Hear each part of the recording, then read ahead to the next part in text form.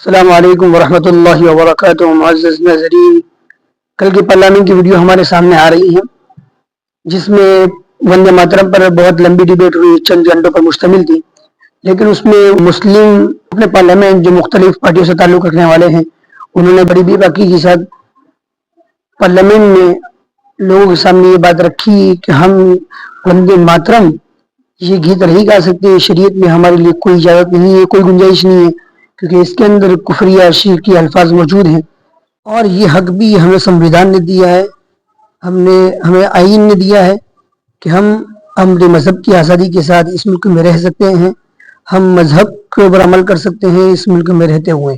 Madam, میں ایک مسلمان ہوں، میں اسلام کو ماننے والا باوقار انسان ہوں، اور میرے مذہب کی بنیادی تعلیم توحید ہے، لا الہ الا اللہ، نہیں ہے کوئی خدا سوا اللہ کے، اور قرآن میں اللہ کیا ورہ ایاک نعبد ایاک نستعین، تم میری عبادت کرو مجھے مانو۔ مجھے کہاں سے مل رہا؟ آرٹیکل 25 سے مل رہا ہے۔ مجھے کہاں سے مل رہا ہے؟ Liberty of thought, expression, belief, faith and worship سے مل رہا ہے۔ تو اس کو جوڑنا یہ بہت ہی خطرناک ہوگا۔ اور ہمارے پروفٹ محمد صلی اللہ علیہ وسلم جب مدینے کو گئے تو انہوں نے اس وطن کے لیے دعا کی، کہا کہ اللہ مدینے کی محبت ہمارے دلوں میں اور اضافہ کر دے، مکے سے زیادہ کر دے۔ تو یہ اسلام، مسلمان ہونا، ہمارے ایمان میں ملک کی محبت بیچ میں نہیں آتی، اور ملک سے محبت ہے اور رہے گی ہمیشہ، کیونکہ یہ عظیم قربانیاں یہاں پر شامل ہیں جنہوں نے جنگ آزادی میں حصہ نہیں لیا۔ آج اگر وہ وطن کی محبت کا درس دیں گے تو بڑا غلط ہوگا۔ اور بڑے افسوس کی بات ہے کہ بڑی دھوم دھام سے حکومت کی طرف سے اس بات کو رکھا گیا، مگر 30 سے زیادہ ایم پی یہاں پر موجود نہیں ہیں۔ میڈم ہمارے وزیر دفاع جناب راجناتھ سنگھ صاحب نے بڑا ہی عجیب و غریب اور تکلیف دہ بات کہی ام المومنین کے بارے میں اور ام الکتاب کے بارے میں۔ ام المومنین ان کو کہتے ہیں جو ہمارے پروفٹ محمد صلی اللہ علیہ وسلم کی وائف ہیں، وہ ہم تمام مسلمانوں کی ماں، ہم ان کو تصور کرتے ہیں، مگر ہم ان کی عبادت نہیں کرتے، ہم اپنی ماں کی عبادت نہیں کرتے۔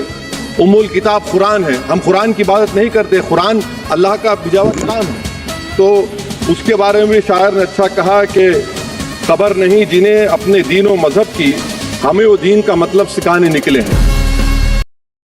یقیناً میں جانتا ہوں کہ آزادی کے لڑائی میں وندے ماترم کا نعرہ تھا، مگر اگر آپ اس کو جبر کریں گے تو یہ سمویدھان کے خلاف ہے۔ وفاداری کا سرٹیفکیٹ ہم سے مت لیجئے، میڈم ختم کر رہا ہوں، وفاداری کا سرٹیفکیٹ ہم سے مت لیجئے۔